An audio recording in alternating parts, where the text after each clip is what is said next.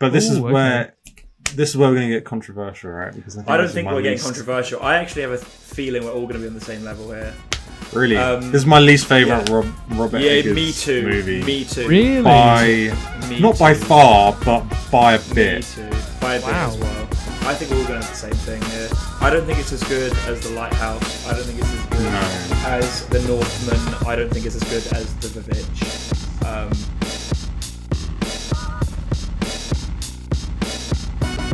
Welcome back to Gateway Cinema. Today we're taking a slight diversion from converting a Nolan fanboy to Nosferatu. To converting innocents into blood-sucking monsters. Horny. I was thinking you could Horny probably vampires. do a Johnny Depp impression and be like, I can't believe my daughter's been fucked by a vampire or something like that.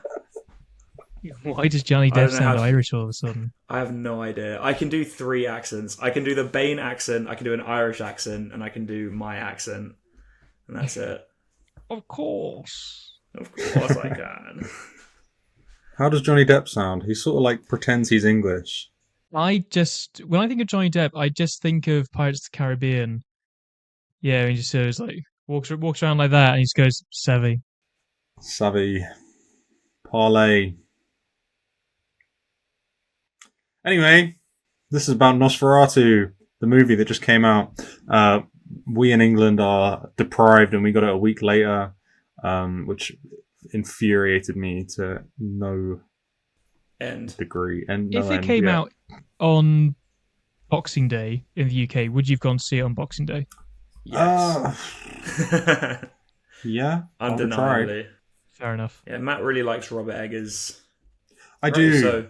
But this is where we're going to get controversial, right? Because I don't think we're getting controversial. I actually have a feeling we're all going to be on the same level here. Really? This is my least favourite Robert Eggers me too. movie. Me too. Really? Not by far, but by a bit. Me too. By a bit as well. I think we're all going to have the same thing here. I don't think it's as good as The Lighthouse. I don't think it's as good as The Northman. I don't think it's as good as The Vivitch. I agree. And that's that. And that's the end of the podcast. Thanks for listening, everybody. Join us next week for Oppenheimer. When we do 4 minutes talking about Anatomy of a Fall and Oppenheimer and decide which one's better and end the podcast. Sorry, Ben, what were you saying? Yeah, I'm a bit surprised by that because I would say that I also like Robert Eggers, although I wasn't a huge fan of The Lighthouse. But I would say this is my second favourite of all of his films. Yeah, The Lighthouse is good. I like The Lighthouse. What's your first favourite then? The Vivitch? I think it's The Vivitch, yeah. I do like The Vivitch. Yeah. I'm torn between The Vivitch and The Lighthouse as number one, because The Vivitch did scare me to know. The Lighthouse is number one. It might be. But I just found The Witch so scary. I mean, The Vivitch. I love The Lighthouse. There's nothing in this world like The Lighthouse. There are other things similar to The Vivitch, it seems, a bit. And I remember when I watched The Northman thinking that I wasn't a huge fan of it, but I think with The Northman, there are quite a few shots from that film that have stayed with me. And I think if I watched it again, I think it'd be interesting to see. Mustafa fight at the end.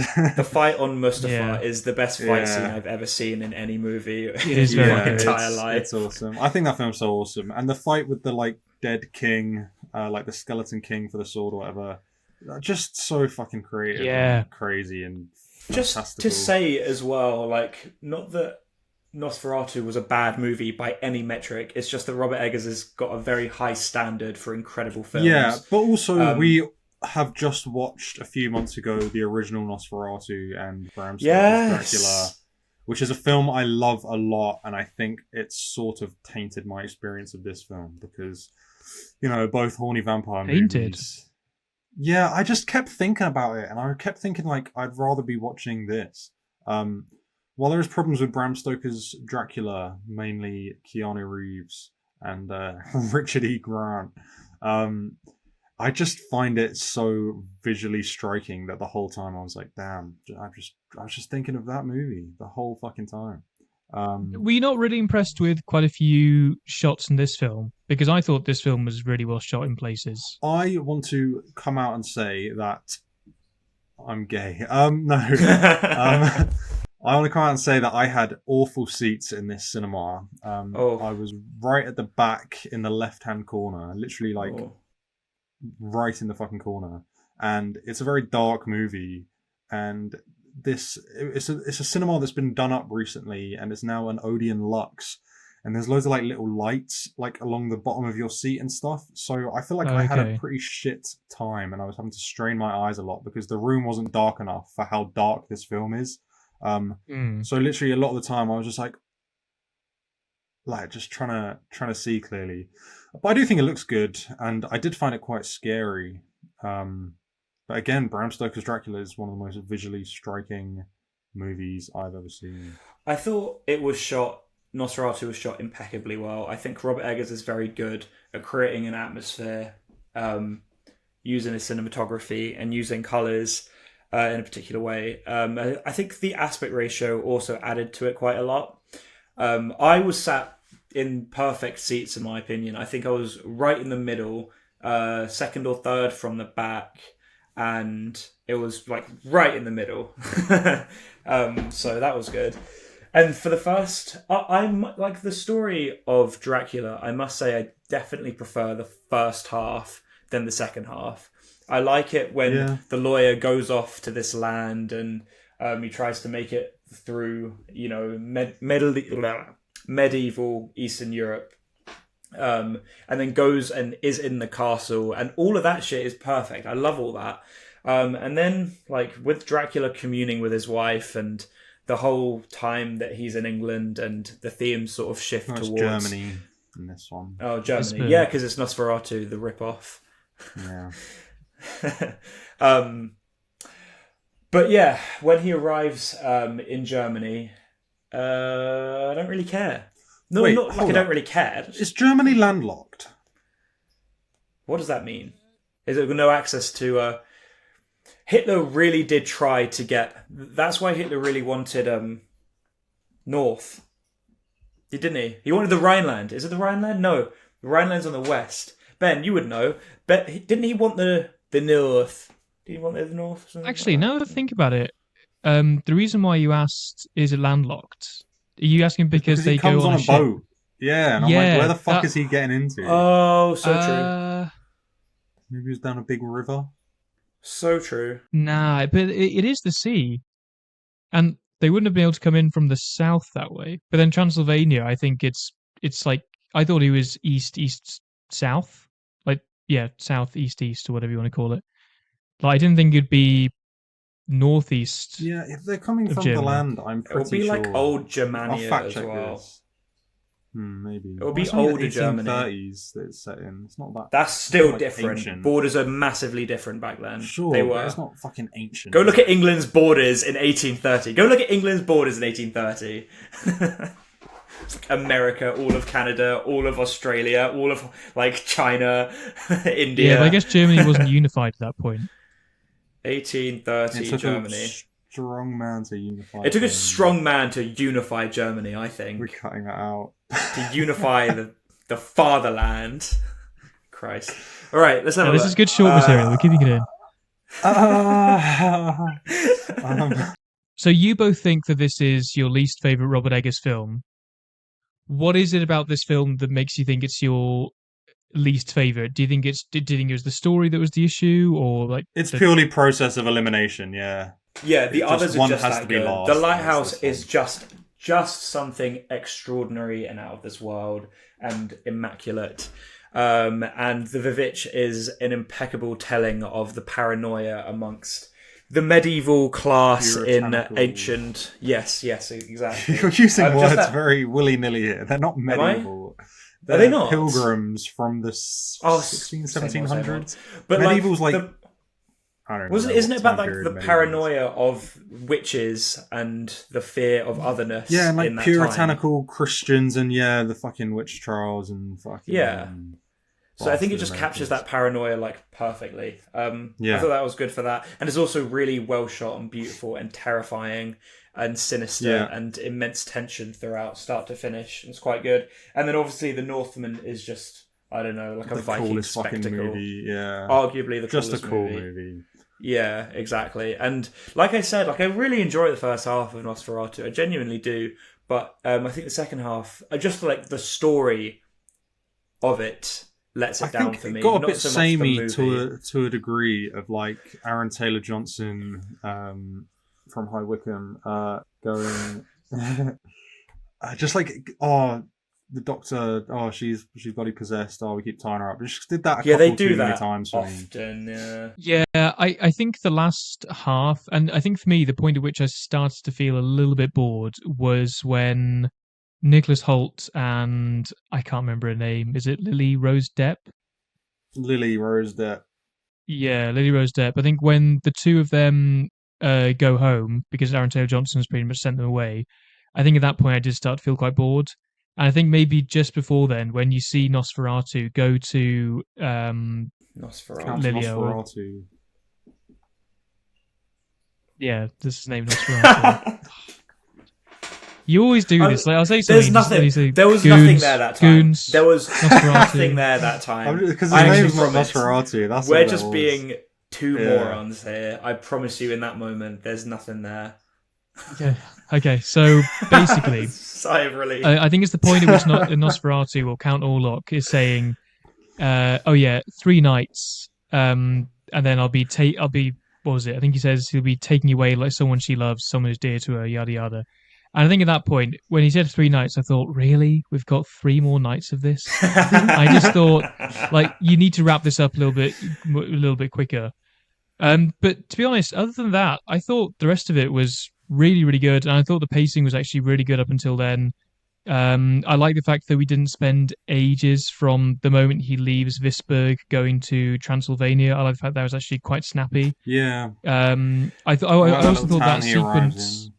Yeah, and when he arrives in the town, he sees the gypsies, and then he dreams of actually seeing the gypsies, sees the pickaxe and like striking the corpse, and he wakes up and sees that his feet are actually covered in mud. I like those little touches, and there was something just really nice about the way that scene the pub was shot, the inn was shot, and the fact that they really did use no light other than what you saw in the fireplace and the Yeah, lamps. the lighting is out of this world. Really He atmospheric is just and really, so really cool impressive. at making a vibe and a half. It's like, yeah, I completely agree. Yeah, I don't want to shit on this movie too much because I did like it. I did find it scary. What do you guys think of Dracula's dick and balls that we saw? Yeah, I thought it was quite a pencil cock, really. Not enough girth for me. I got that spoiled for me. I saw the prosthetic on Twitter. And I'm really glad that I didn't see I didn't see Count Orlok before I watched this film because I think not knowing what he looks like definitely helped, and I'm really glad they didn't include that. He in looks the marketing. scary. I'm he scared. looks scary. But isn't the moustache such a crazy choice? It's what so do you guys cool. think of his moustache? It's a fucking sick moustache. I love it. To be honest with you, I didn't really mind it. notice it I that think much. without the moustache, You didn't notice his big moustache.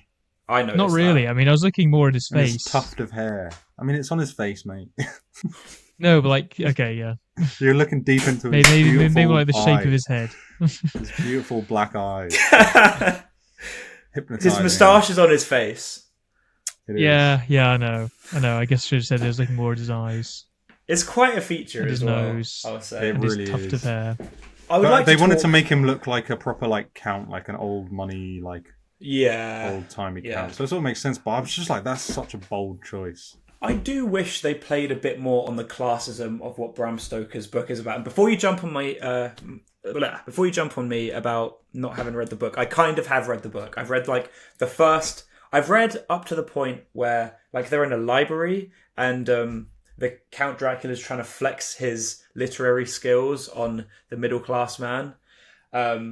By the way, if you hadn't noticed, Ben, this is an upper class blood sucking monster who sucks the blood of a middle class person and travels to the land back in his own and time. tries to kill everybody there. So did you notice? Like, you are on board with like buys the up classes some and property, theme, right? Like the whole thing is he's buying property and sucking the blood of the middle class, literally. No. I mean, yeah. Okay. But I'm not sure. Are you saying that the theme of the film is that it's about an old money figure keeping the bourgeois down? So, like, the Bram Stoker novel initially is fundamentally about classism. That's what, like, the general take is from scholars. And I do wish they try to play that a little bit more, rather than Dracula just seeming... I know they do a really good job of it, to be honest. It is a perfect metaphor, even in Nosferatu 2025. I was talking to a friend of mine about Nosferatu, and I'm not sure if he'd say he's a Robert Eggers fan, but he does like the Vivitch. I think he thought the Lighthouse was fine, but he was looking forward to Nosferatu. And I asked him if he's seen the original, and he actually said that the original Nosferatu that was made, the way that the Count Orlok is depicted, he said that there are some pretty anti-Semitic overtones there, which I didn't actually realize. Yeah. In this film, I thought that it really did come to the fore, because, like, when you consider that the really, what do you call it, like, stereotypical images that we used, in Hitler's Germany. Yeah, like, the Jews with the hook's noses, this guy with the hook's nose, and then you got to remember the blood libel ideas, and he literally ends up killing 2 kids by sucking their blood. I thought that was definitely something that I think would have been considered at the time. But I don't think that's just a coincidence. Maybe we touched on it, like the blood-sucking Jew that's come to Germany to destroy us. Like, nah, that works, to be honest. I'd believe that if that's in the law. When was the anti-Semitism ramping up in Germany? 1930s, but it was there before that. Anti-Semitism was rife in Europe. No, but I thought that was definitely something that really stood out to me. I thought, oh, okay, like, this screams of blood. That insane scene where he picks up the 2 children and bites their heads off, or whatever that is. Yeah. Oh, on the topic of biting people's heads off, sorry, not people's, but I would say pigeons. That insane scene. Oh, yeah. That was so good. Oh my god, that was so good. Crazy scene to be watching that in the cinema and have it take up your entire vision.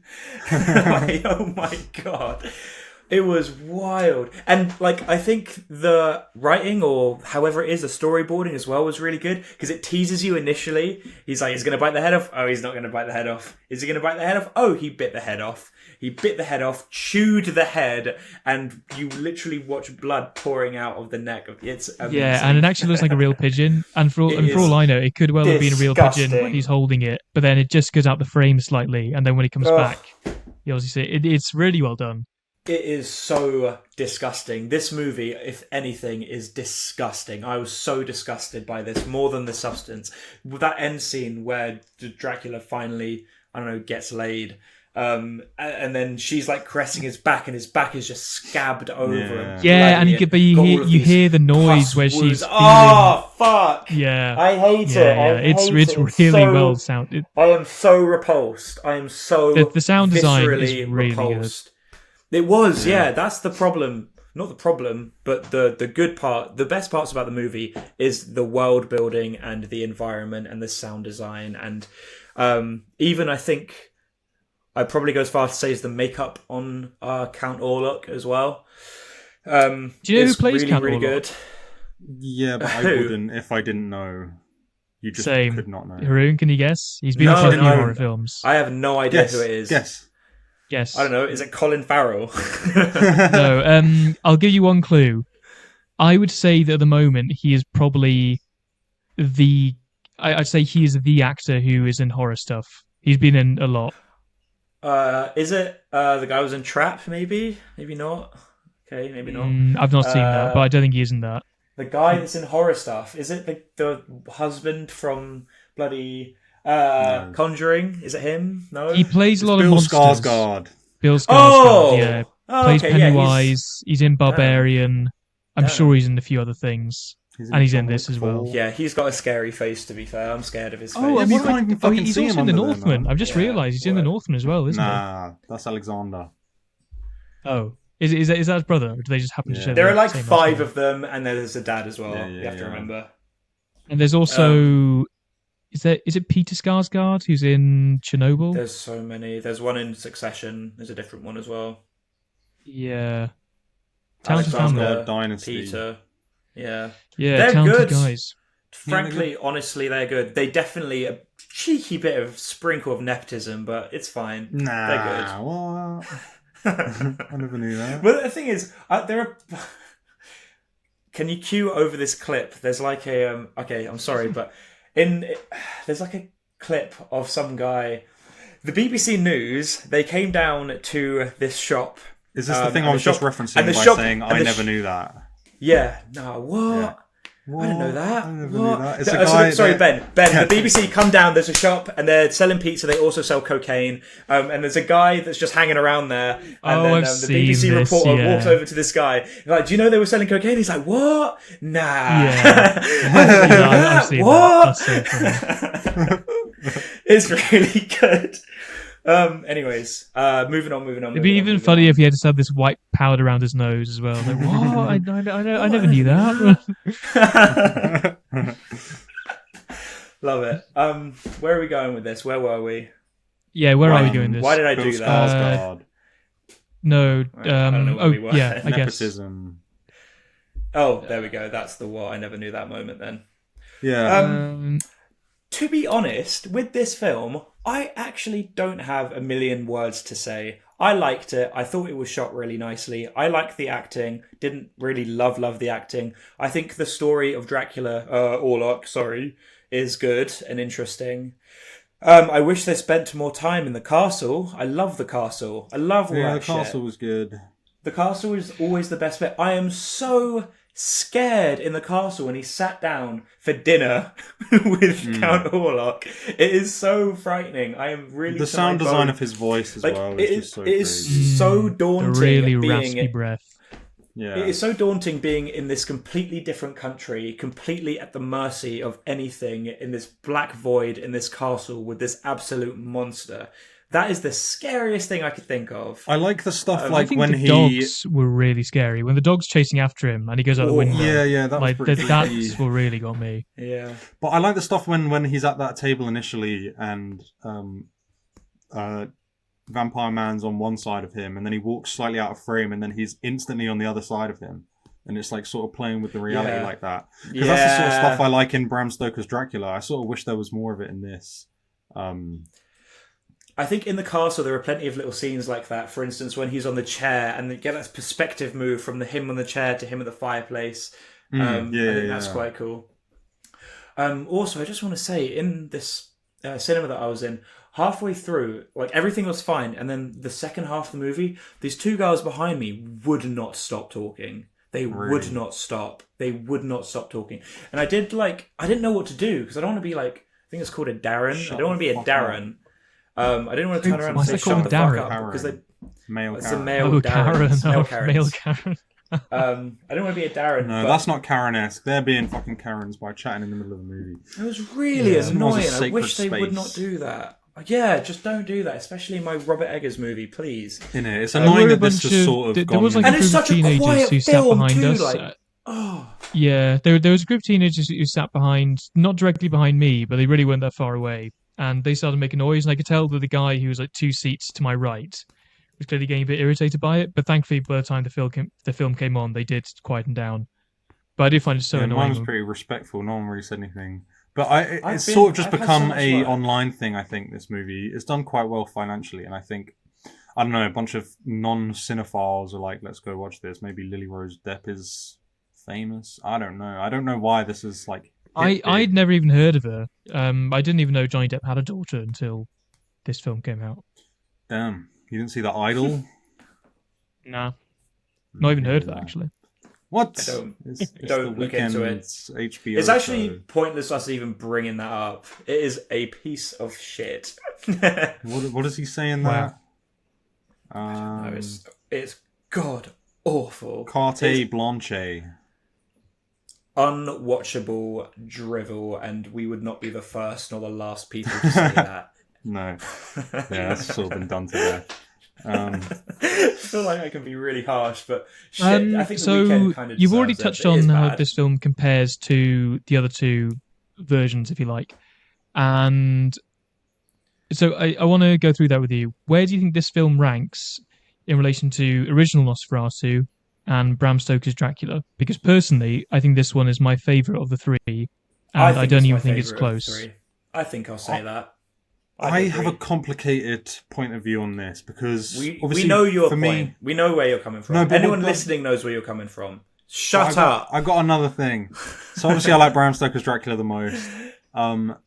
And while I technically think I like this more than the original Nosferatu, because I have it rated higher and I had a better time, I think that the original's more interesting, and I respect it more. So while on an enjoyment level, I do have this above it. There's just, I don't know, the original impresses me more, whether it be because it's 100 years old or just like, I liked what it was saying about the time period, and I don't know, I just find it more interesting as a piece of art. I feel like this one also says a lot about the time period, but you just have to dissect it a bit. There's a lot of unsaid well, let's get into this then, because I like themes. This is where my love for Bram Stoker's Dracula makes me feel very conflicted, because I did like the ideas of like female sexual repression and expression and liberation, and I read a really interesting thing from fucking Charlie XCX's Letterboxd, which is really funny.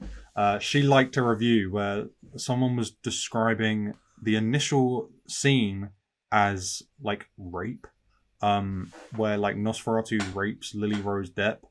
I'll put it up because I can't quite remember the point that she was making in this review, but it was really interesting to me, and I did like these ideas. But I find Bram Stoker's Dracula covers such similar ground with the whole sexual liberation. They are fundamentally the exact same thing, except one's slightly different, and it's in Germany. Yeah, pretty much. So yeah, I just don't know. Well, it's obviously the same story, but it's like the same themes, and those themes are sort of in the novel, to my understanding. Having not read it, but researching it, it was saying there is a lot of stuff about female sexuality, and it was written in the 1890s or something. It was very late in the 19th century.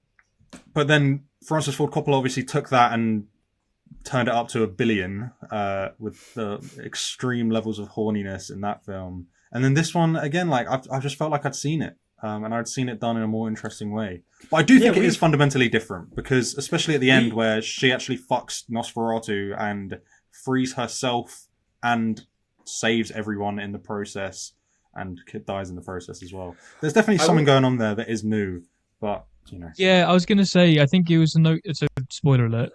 There's definitely a notable difference when she dies at the end versus in the original Nosferatu, where I think he literally he stood there in the window. Sunlight.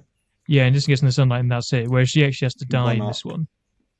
Yeah, which I think is a pretty interesting decision to make. Oh yeah, one more question I had.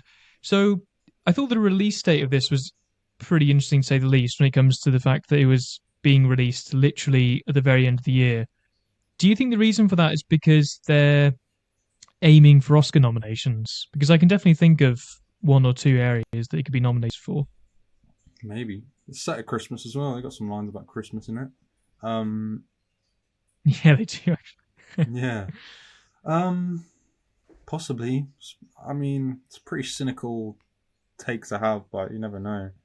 They very well could be. I think they would deserve it. I think they are competitive, because... What do you think it would go for? I think production design, definitely one of them. Like, I think Robert Eggers, I think that's one area where I'm always really impressed with him. He always gets the period absolutely. He's just like a history nerd.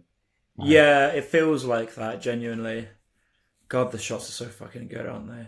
It looks amazing. You are immersed completely. I'm thinking at least production design. I think the score was also good. I think the score did a really good job at creating, a really sort of ominous atmosphere. Can't say I remember too much about it. I noticed some film theory things. Film theory, like movie making a theory that was quite cool. There is a scene where, and I don't know her name, but it's like Lily Rose Depp's friend, whom they are very close with, and she walks out. Oh, she plays Professor X's sister in Deadpool Wolverine. Yeah, I thought I recognised her. I thought, I've seen you bald before. Yeah. So she walks out. She very slowly. They're non-binary.